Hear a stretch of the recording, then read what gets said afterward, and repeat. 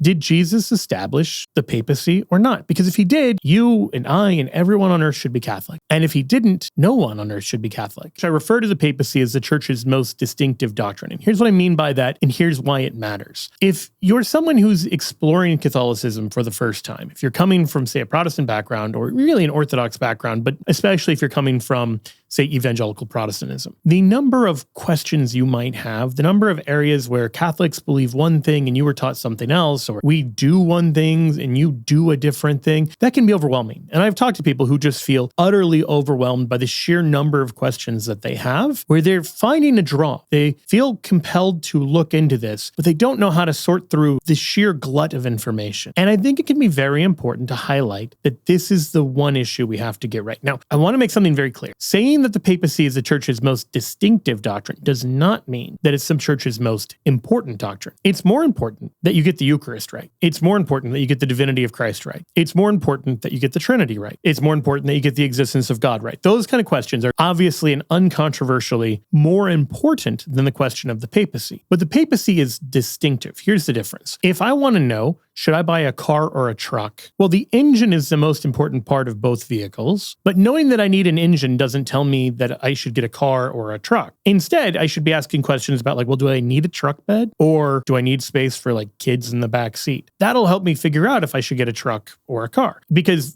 what distinguishes it, what is distinctive, is the truck bed. Not the most important, but the most distinctive. The papacy is like that. Why does that matter? Because instead of asking 20 different questions about doctrines and practices and everything that can feel overwhelming and scary, you're asking one question. And that one question is really simple. Did Jesus establish the papacy or not? Because if he did, you and I and everyone on earth should be Catholic. And if he didn't, no one on earth should be Catholic.